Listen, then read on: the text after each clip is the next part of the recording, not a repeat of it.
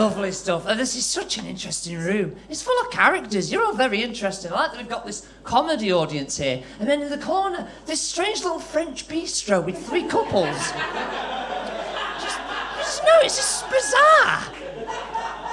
Absolutely bizarre. Where's Jason? Are you the guy from Wigan? Right, mate, I've got a story about Wigan, right?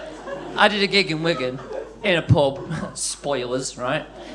And when I went in, the first thing I saw was a dog at the bar supping a pint of Guinness. And I said, oh, he's drinking someone's Guinness. And they went, no, that's Sid's Guinness, right? So someone is buying a dog a pint of Guinness in Wigan.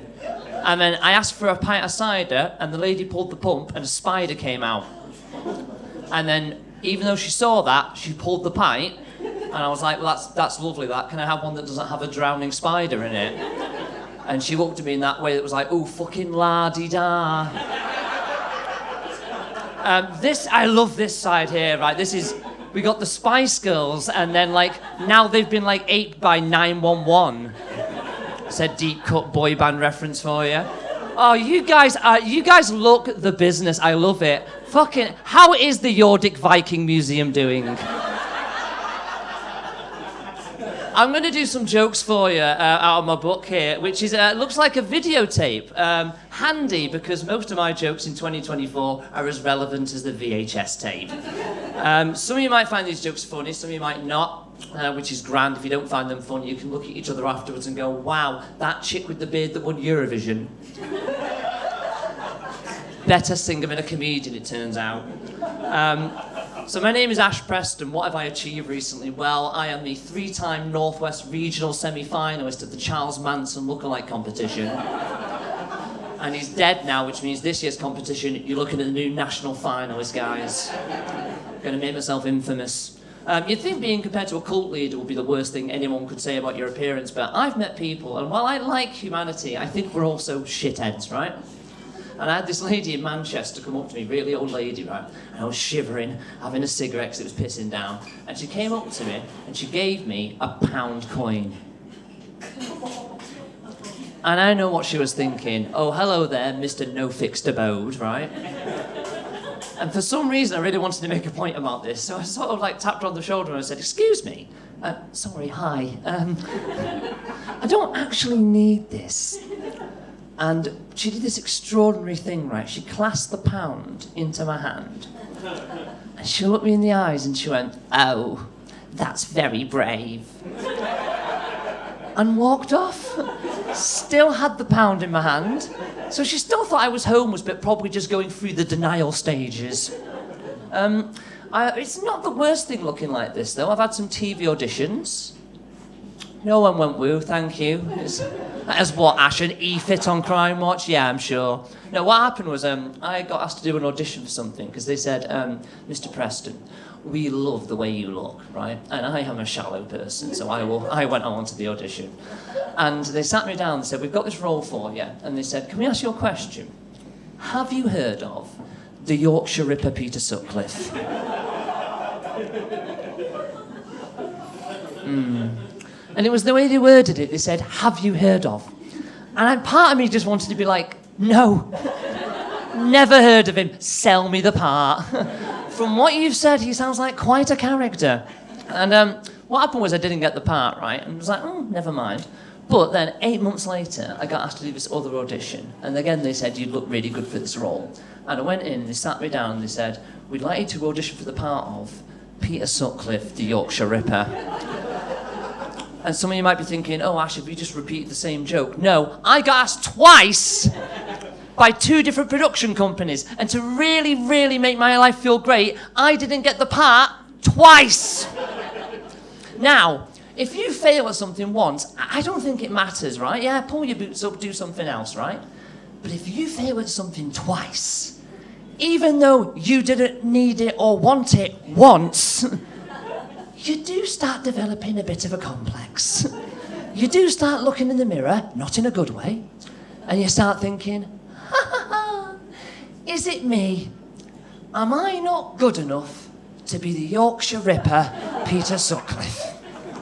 And it also means 2 different production teams looked at pictures of me, not just pictures of me actually, my actor headshots, which if you don't know how they work, a photographer takes hundreds of photos of you and asks you to whittle them down to the ones where you think you look castable and attractive.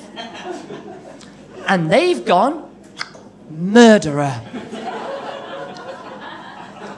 It's not the worst one I had. The worst one I ever had for someone saying what I look like was at a gig in Rill, right? Has anyone ever been to Rill? Fantastic place, right? Every time I've been to Rill, there's been a weird event or something mad's happened, right? First time I went there, I met the actor who was Les Battersby in Coronation Street, who gave me comedy advice, right? And then got kicked out the gig because he wouldn't pay a £5 for the fare, right?